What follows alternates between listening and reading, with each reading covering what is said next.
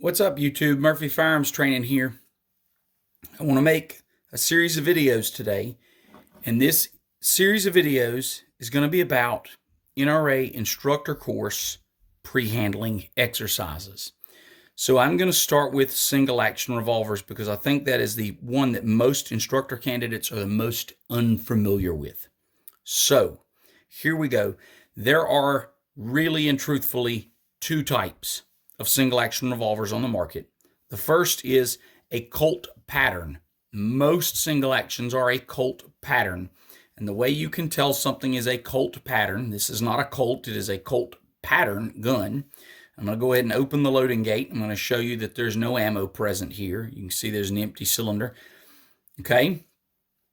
A Colt gun, anything that models after a Colt, is going to have a half cock notch. And so you're going to pull back on this hammer, and about halfway back, it's going to lock in that half cock, and the cylinder will spin freely. Single actions are always easy to spot because they have loading gates here. See this loading gate here? They're going to have an ejector rod that's under the barrel. That ejector rod is going to actually eject spent shells. Okay, those are the two things that are going to give away a single action just looking at it. And the cylinder does not swing out on a single action like it does on a double action revolver. So we're going to open this loading gate, and we're going to, make sure that we keep our gun pointed in a safe direction, make sure that it's unloaded, and then we're going to load our dummy ammo. And the way we load these is one at a time. They don't load like a traditional double action. So I have some dummy ammo. These are snap caps, plastic 22 snap caps, okay? And what I want to do with this gun at half cock is we're going to keep our finger off the trigger, keep the gun pointed in a safe direction. We're going to load one, rotate the cylinder, okay? Load one, rotate the cylinder, load one, rotate the cylinder, load one, rotate the cylinder, load one, rotate the cylinder, load one, and then we notice all of our cylinders are full. This gun is officially loaded, okay? With dummy ammo, of course, but it's loaded. Now to unload, we're going to assume that you have cocked this gun at some point. If you cock a revolver, to decock it, I'm going to show you the proper way. So every revolver on the market is going to have a transfer bar, all your modern revolvers. And so what we teach people is put your thumb in the way, pull back on the hammer, pull the trigger. Now we're going to let this down until we get past that half cock notch. Then we're going to take our finger off the trigger. After you take your finger off the trigger, you can take your thumb out of the way and let this down, okay? That prevents the gun from firing if you slip. Now to unload, we're going to keep it pointed in a safe direction. We're going to open our loading gate. We're going to pull it to half cock. We're going to press our ejector rod, eject that round, rotate your cylinder, eject that round, rotate your cylinder, just like that. It's the reverse of loading, only you're using your ejector rod, okay? Then we're going to rotate our cylinder and check every single hole and make sure every chamber is in fact clear. That gun has been loaded, that gun has been unloaded. One last point. If you are loading, I'm going to bring this back a little bit so that I know the muzzle's on camera good. If you're loading or unloading and a round goes in front of the muzzle, do not reach in front of the muzzle to get it. Either load a less than full cylinder or ask for another round. Do not reach in front of the muzzle of the gun to get that dummy round, okay? That is a no-no. The last thing I do want to point out is if your defined safe direction is this way right here, you're going to try your very best to keep this gun as a laser. I mean, picture like if you had a laser in the bore and there was a dot on the wall. Keep that gun on that dot. We all have a little bit of this, but in reality, if you're doing a gun handling exercise, it should be no more than about 10 degrees that way and 10 degrees that way. Any more than that is really getting to the point where you're doing a poor job of gun handling. And always keep your finger off the trigger. So we're going to set that one to the side. That's our Colt pattern. Now, every now and then, you're going to get a gun, and you're going to take it. This guy here, this is a Ruger Vaquero. And you're going to try and find that half cock notch, and I'm going to show you. Click.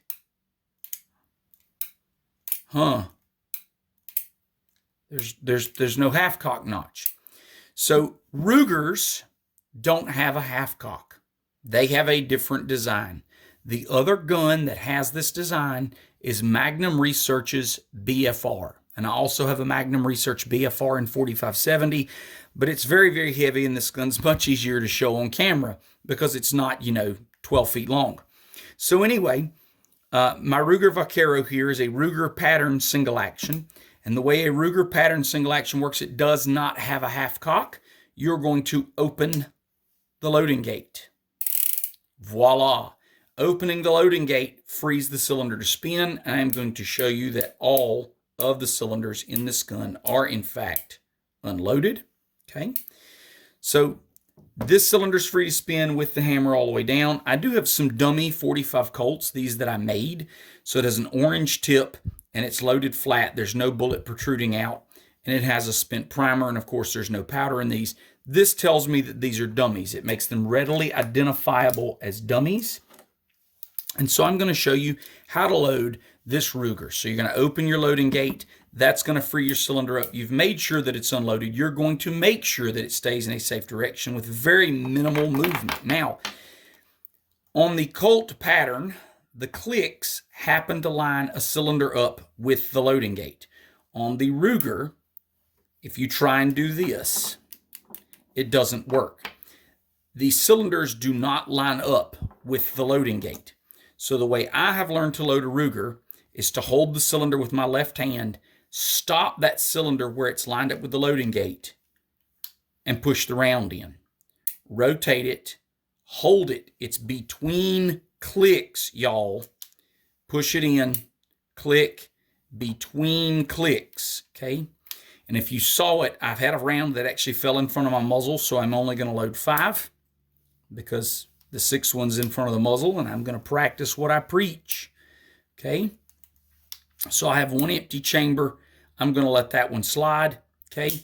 We have a loaded single-action revolver. Now, same thing. I cock this gun, okay? I want to uncock it, and this one has a transfer bar. I can show you what I'm talking about. So I'm going to do this the wrong way so that you can see. So pay attention. I've got a punch here that I can, that I can point to. This is my transfer bar right here. And that transfer bar actually is what pushes the firing pin, okay? Now, if I decock this the way most people were taught, pull the trigger, notice that transfer bar slides up when I pull the trigger. I let go and I slip. What's going to happen? This gun is going to discharge, okay? Proper way to decock is to put your thumb in the way. Pull the trigger, start letting this hammer down. Now, if I slip, it's going to hurt my thumb. Gun's not going to go off, okay? Take your finger out of the trigger guard, very apparently out of the trigger guard. Now you may remove your thumb, and I want you to watch this transfer bar as I ease this hammer forward. Do you see the transfer bar falling down because I do not have the trigger pressed? So that transfer bar is going to fall down. It's going to fall down below that pin, and that hammer hits just the frame, not the firing pin. So if I'm partway down and I slip, the gun will not discharge. And that's very, very important with revolvers, because if you cock one and decide not to shoot, you have to have a way to decock it, and that is the proper way to decock a revolver. Now, I'm going to cover one other thing, which is proper grip and hammer technique, okay? With a revolver, your shooting grip is going to be a very natural grip. Wrap your fingers around, put your trigger finger on the frame, okay? Very natural grip. You want to grip your fingers with your other fingers, just like so, and then lap your thumbs over like this. okay?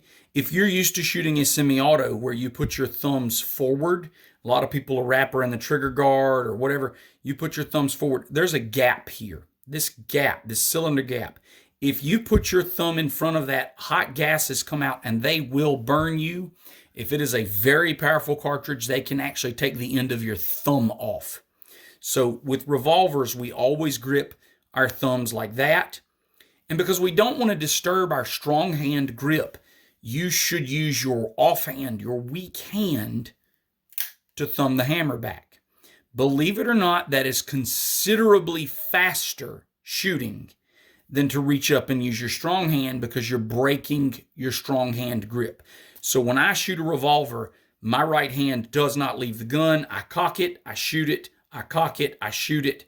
Now, to decock it properly again, thumb in the frame, pull the trigger, ease this forward, take your finger out of the trigger, okay, out of the trigger guard, very obviously, ease that down.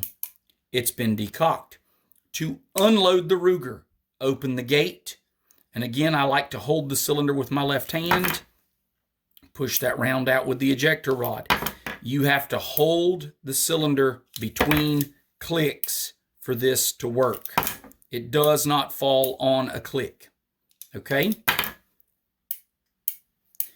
Gun is empty. This is just something that I know and enjoy, which is how to load this correctly if you're going to a single action shooting event. So if you go back in time, cowboy guns used to not have blocks like this one does. They didn't have firing pin blocks. They didn't have transfer bars. The firing pin was attached to the hammer, and there was just a hole in the frame for that pin to go through. And so it was custom that you carried the chamber in front of the hammer with no round in it. And I want to show you how to load it that way. So if I have 6 rounds of 6-shot revolver and I want to load it so that there is not one under the hammer, you're going to load the first round, skip a round, so leave that second one empty, load the third, load the fourth, load the fifth, and then load the sixth. Okay?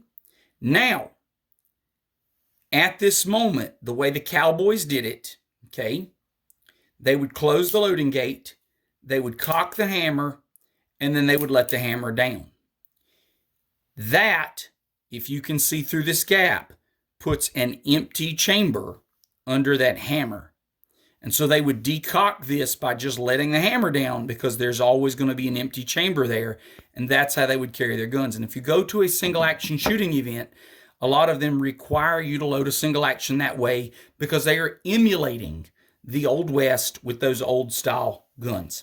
So anyway, real quickly, I want to go ahead and unload this. So I'm going to go round. That's the one that was under the hammer. It's empty. And then 2, 3, 4, 5. And then when I'm done, I'm going to just tilt this gun downward at about a 45-degree angle. And whoever's watching me, I'm going to rotate this and let them see that every chamber is in fact empty. Okay? And that gun is successfully unloaded. And again, really working on keeping that gun as straight as possible in the direction that we deemed as a safe direction. So if you are trying to qualify as an NRA pistol or personal protection instructor, that is phase 1 of the pre-qualification, which is loading and unloading single action revolvers. And that's the 2 types of revolvers that you may come across.